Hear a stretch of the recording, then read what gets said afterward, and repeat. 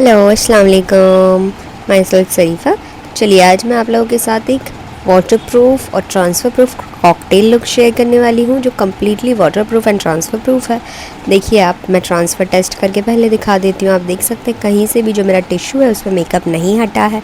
अब मैं आपको वाटर टेस्ट करके भी दिखा रही हूँ। वाटर मैंने फेस पे प्रेशर में ही डाला है, बहुत धीरे भी नहीं डाला है। फिर भी आप देख सकते हैं मेरा टिश्यू पूरी तरीके से क्लीन है, मतलब मेरा मेकअप बिल्कुल मैट है जो कहीं से भी नहीं हट रहा है, पानी से भी और ऐसे। चलिए आज सिखाती हूँ मैंने ये मेकअप कैसे किया। चलिए स्टार्ट करते हैं। सबसे पहले मैं फ़ेस को अच्छे से वाइप से क्लीन कर लूँगी। फ़ेस को क्लीन करना सबसे ज़्यादा इम्पॉर्टेंट पार्ट है। आप पहले माइसेलर वाटर से क्लीन करिए, देन टिश्यू से अच्छे से क्लीन करिए। अब मैं एक winged liner smoky effect create करना चाह रही हूँ, इसीलिए मैंने सेलो टेप लगाया है। आप चाहे तो स्किप भी कर सकते हैं। अगर आप बिगिनर हैं तो आपको ये करना बहुत ज़रूरी है ताकि आपका जो एंगल लाइनर है वो बिल्कुल शार्प बने। देन हम पहले अच्छे से कंसीलर से ब्राउज़ को कट करेंगे और आईलिड्स पे कंसीलर लगाएंगे। देन उसके बाद उसे ब्लेंड करेंगे अच्छे से ब्यूटी ब्लेंडर की मदद से। जब पूरी तरीके से ब्लेंड हो जाए हम स्टॉप कर देंगे ब्लेंड करना। देन पाउडर से सेटिंग करने के बाद हम उस पर ब्लैक काजल अप्लाई करेंगे और उसे स्मॉल पेंसिल ब्रश की मदद से स्मज करेंगे। देन हम एक ब्लैक आई शेडो लेंगे और उसे सेट कर देंगे। देन एक दूसरा ब्राउन शेड लेंगे और उसे अच्छी तरीके से मर्ज करते हुए अप्लाई करेंगे। देन ऐसे ही शिमर अप्लाई करके आई मेकअप को कंप्लीट कर देंगे। देन उसके बाद अगेन फेस को अच्छे से टिश्यू से क्लीन करेंगे। जो भी एक्स्ट्रा हमारा आई शेडो का पिगमेंट नीचे गिरा हुआ होगा उसे अच्छे से हटाएंगे। देन रिकोट का परफेक्ट ग्रिप स्प्रे अप्लाई करेंगे पूरे फेस पे। जब वो पूरी तरीके से सूख जाएगा तब हम प्रॉश का silk blur primer plus moisturiser apply करेंगे फेस पे। बहुत ज़्यादा क्वांटिटी में अप्लाई नहीं करना है, कम क्वांटिटी में ही अप्लाई करना है। देन उसे अच्छे से अप्लाई करने के बाद उसे फेस पे हल्का हल्का मसाज करेंगे। हमें तब तक वेट करना है जब तक वो फेस पे कम्प्लीटली अब्जॉर्ब नहीं हो जाता है। जब वो फेस पे पूरी तरीके से अब्जॉर्ब हो जाएगा, आप देख सकते हैं फेस पे एक अलग ही शाइन आ गई है। इनको बहुत ज़्यादा पिगमेंटेशन नहीं था, सो दैट्स वाई मैं डायरेक्ट न्यूट्रलाइजिंग पे चली गई, मैंने ऑरेंज करेक्टर से नहीं किया।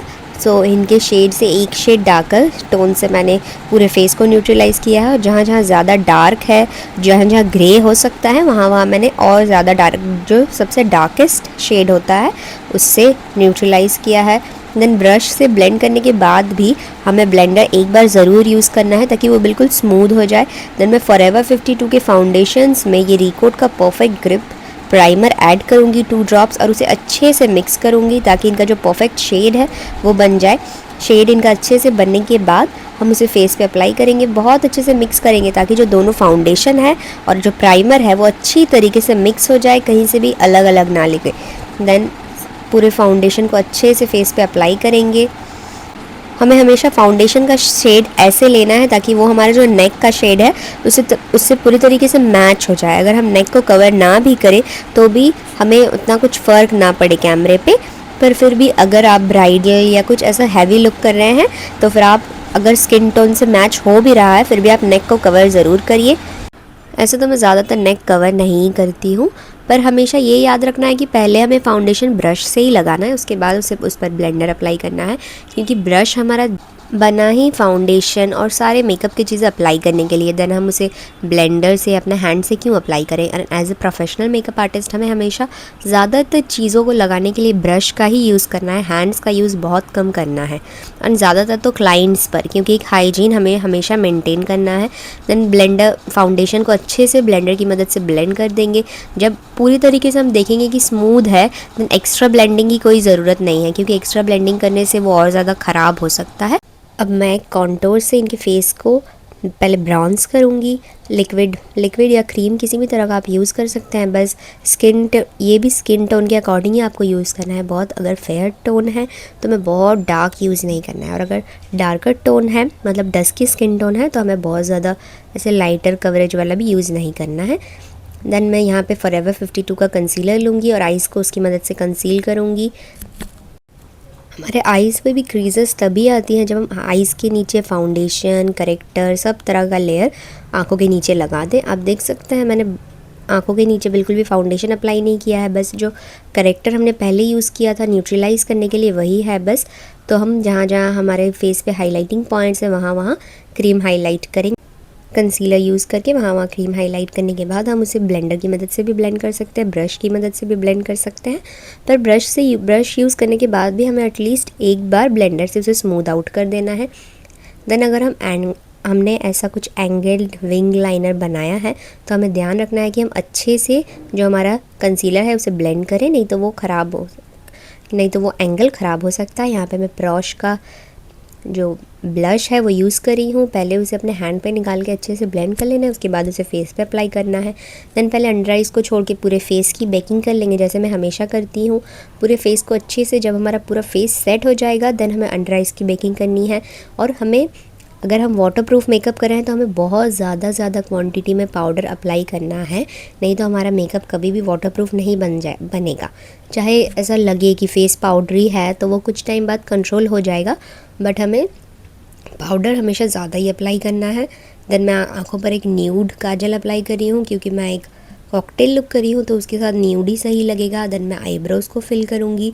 आईब्रोज़ को भी हमें ब्लैक कलर से कभी भी फिल नहीं करना है, ग्रे या फिर ब्राउन ऐसे कलर से आईब्रोज़ को फिल करना है ताकि वो नेचुरल लगे, क्योंकि अगर हम ब्लैक से करेंगे तो फिर वो पूरा फेक लगेगा। देन मैं इनके ड्रेस के अकॉर्डिंग अंडर आइज़ को ग्रीन कर रही हूँ ताकि वो पॉपअप लगे, आइज़ हमारा जो है वो पॉप करे थोड़ा। देन अच्छे से करने के बाद मैं कॉन्टोर करूँगी फेस पे सबसे पहले। देन कॉन्टोर भी हमें याद रखना है स्किन टोन के अकॉर्डिंग, जैसे मैंने बताया वैसे ही हमें अप्लाई करना है।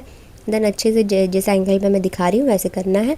और नोज़ कॉन्टोर करते टाइम हमें कॉन्टोर को आइज़ तक लेके जाना है, आईब्रोज़ तक, ताकि जो हमारा अंडर आइज़ जो हमने बाद में उसको कंसील किया हो या पहले किया हो वो ऐसा वाइट ना लगे, कॉन्टोर के कलर से वो मैच हो जाए।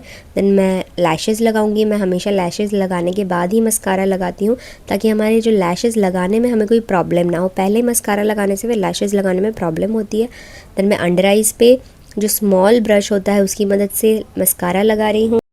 अंडर आइज़ पे जब भी हम मस्कारा लगाएं हमें बहुत केयरफुल रहना है, नहीं तो वो इधर उधर लग सकता है, बट उसमें कोई प्रॉब्लम नहीं है। अगर हमारा मस्कारा कहीं लग जाता है तो हमारा जो एंगल ब्रश होता है ब्राउज़ के लिए उसके पीछे जो स्पूली रहती है हम उसकी मदद से उसे हटा सकते हैं।